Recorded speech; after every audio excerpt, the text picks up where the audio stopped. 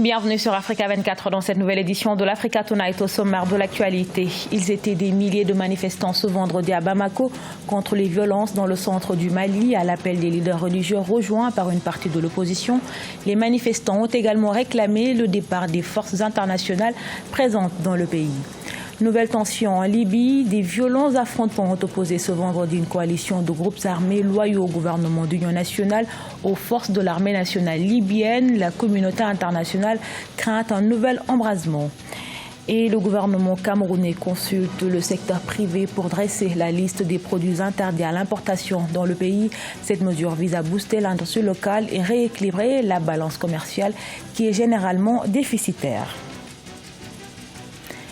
Mais tout d'abord et en bref, au Sénégal, Mohamed Boun Abdallah Dionne a été reconduit au poste de Premier ministre. Le chef du gouvernement est également nommé ministre d'État et secrétaire général du gouvernement. Le président Macky Sall annonce la suppression du poste de Premier ministre. Le gouvernement qui sera mis en place se chargera donc de soumettre ce projet de réforme constitutionnelle à l'Assemblée nationale pour son adoption. À l'appel des leaders religieux et quelques partisans de l'opposition au Mali, plus de 10 000 personnes ont manifesté ce 5 avril à Bamako. Les revendications sont larges. Enseignants, médecins, magistrats ou encore cheminots multiplient les grèves dans le pays. Mais ce vendredi, c'est surtout la dégradation sécuritaire qui était au cœur des préoccupations. À Bamako, les précisions de notre correspondant Mokhtar Bari. Les récentes attaques de Djoura le 18 mars ayant causé 23 militaires tués et celle d'Ogosagou avec 157 civils tués dans la région de Mopti ont suscité l'émoi au sein de la population malienne. C'est pour dénoncer cette tuerie que l'imam Mahmoud Diko et le shérif de Nioro ont appelé les Maliens à une marche ce vendredi.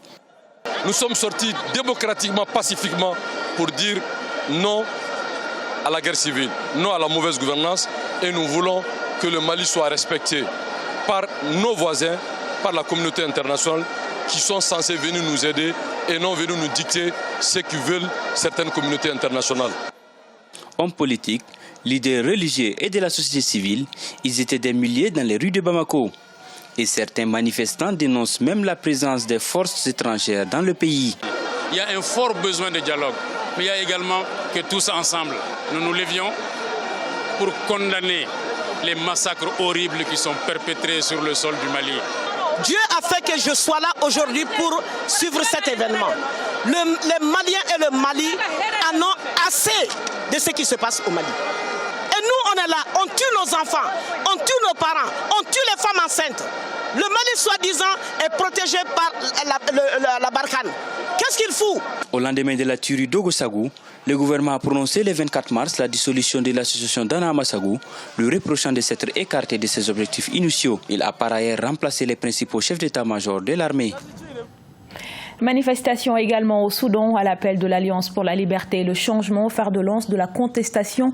Des milliers de Soudanais ont manifesté ce samedi à Khartoum, la capitale. Pour la première fois, les manifestants ont atteint le quartier général de l'armée. Depuis l'instauration de l'état d'urgence le 22 février dernier, les manifestations sont restées principalement cantonnées dans la capitale et la ville voisine d'Omdurman. Mais ce samedi, les organisateurs ont appelé à des rassemblements dans l'ensemble du pays. La date choisie est symbolique puisqu'elle marque l'anniversaire de la révolte du 6 avril 1985 qui avait permis de renverser le régime du président de l'époque, Jafar al-Nimeri. La communauté internationale craint un nouvel embrasement en Libye en cause l'offensive dénommée Libérer Tripoli du général Khalifa Haftar. Même si elle a été repoussée, l'opération a déclenché ce vendredi de violents affrontements avec les troupes du gouvernement d'union nationale de Fayez el-Sarraj. Sharon Kamara. L'offensive du général Khalifa Haftar visant à prendre le contrôle de la capitale libyenne Tripoli a échoué. Baptisée Libérer Tripoli, l'opération menée par les combattants de l'armée nationale libyenne a été repoussée à 30 km de la capitale par la milice locale Zawiya. La force de protection de Tripoli, une coalition de milices de la capitale, a aussi affirmé s'être opposée au projet de l'ANL et avoir combattu contre les soldats du général Haftar. Ce n'est pas une décision qui peut porter long feu, mais c'est tout juste une position, une décision qui est née d'une volonté de savoir jusqu'où je peux aller avec une force dans le pays. Chacun se retrouve sur une portion de terre et qui se dit bon, je peux faire ça, et il tente le coup. Du côté de la communauté internationale, le Conseil de sécurité de l'ONU réfléchit à un plan d'action. Plusieurs grandes puissances, dont la France et les États-Unis, ont appelé toutes les parties à faire baisser immédiatement la tension.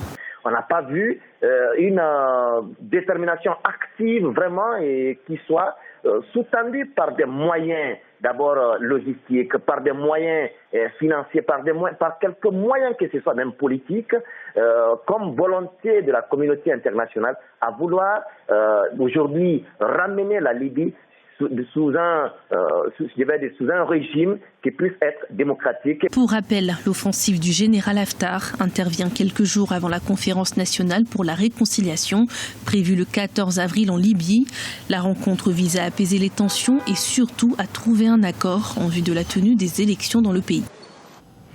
Et sachez que malgré l'offensive en cours, l'émissaire des Nations Unies pour la Libye, Ghassan Salamé, a confirmé ce samedi la tenue le 14 avril de la conférence nationale pour aider le pays à organiser des élections. Le Cameroun veut limiter sa dépendance de l'extérieur et booster la production locale. Pour y parvenir, le gouvernement, en consultation avec le secteur privé, prévoit d'interdire certains produits d'importation. En 2018, le pays a dépensé 4 630 milliards de francs CFA dans les importations. Les précisions de Corinne Kamsefem. Le Cameroun prévoit d'interdire plusieurs produits d'importation. Pour ce faire, le ministère du Commerce est actuellement en concertation avec le secteur privé à travers le groupement interpatronal pour dresser la liste de ces produits. Cette mesure vise prioritairement à booster et protéger l'industrie locale. Selon les experts, le secteur agroalimentaire pourrait être le plus touché au regard des potentialités locales de la filière. Sur 3 ans avant mars 2018, le ministère du Commerce s'est rendu compte que nous avons importé, rien qu'en produits alimentaires, c'est-à-dire ce qu'on mange, l'équivalent de 9 648 milliards de francs CFA. Alors que dans le même temps, il existe une centaine de programmes de développement autour de l'agriculture, autour de l'élevage, autour des pêches. D'après les experts, cependant, la réussite de cette mesure restrictive dépendra surtout de l'efficacité du secteur privé.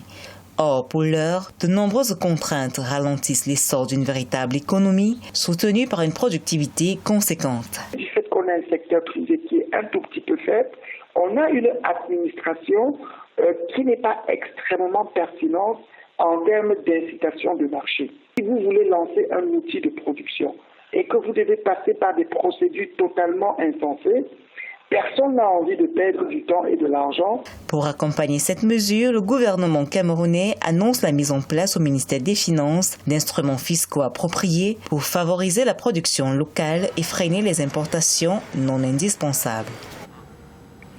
L'épidémie d'Ebola fait des ravages en République démocratique du Congo. Dans le nord-est du pays, la maladie a fait près de 100 morts en moins de 3 semaines et plus de 700 depuis qu'elle a été déclarée le 1er août 2018. Il s'agit de la 10e épidémie de fièvre hémorragique sur le sol congolais depuis 1976.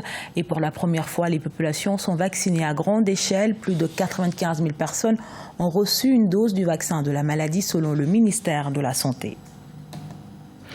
Maquilleur professionnel ou make-up artiste, un métier méconnu sur le continent, mais avec l'avènement des séries africaines, nombreux sont les jeunes qui se lancent dans cette profession. C'est le cas au Nigeria où Hakem Onigobo exerce ce métier pour le cinéma. Le maquilleur professionnel réalise un vrai travail de magicien. Son portrait avec Sharon Kamara. À ses débuts, il rêvait d'être acteur et pourtant c'est dans le domaine du maquillage artistique qu'Hakem Onigobo excelle aujourd'hui. Spécialiste des effets spéciaux, il est connu et très recherché à Hollywood, la deuxième plus grande industrie cinématographique au monde. D'un point de vue des effets spéciaux, c'est un angle qui peut améliorer la réalisation de films, même dans le monde entier, non seulement au Nigeria. Mais nous manquons de professionnalisme et de qualité.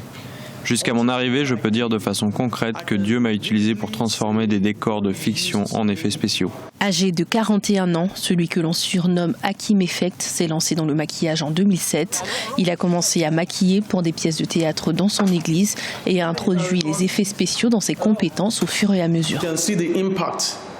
Le fait de pouvoir improviser m'a beaucoup aidé, mais j'ai dû me procurer du matériel ou le faire. C'est donc un problème auquel l'industrie est actuellement confrontée. Obtenir l'équipement adapté qu'on ne trouve pas actuellement dans les magasins. Malgré des productions à petit budget, la demande pour les films de Nollywood continue de croître au Nigeria et au-delà des frontières du pays. L'industrie représente aujourd'hui plusieurs millions de dollars et emploie des millions de jeunes. Hakim Onilogbo ambitionne à long terme de former la jeune génération au métier de maquilleur artistique.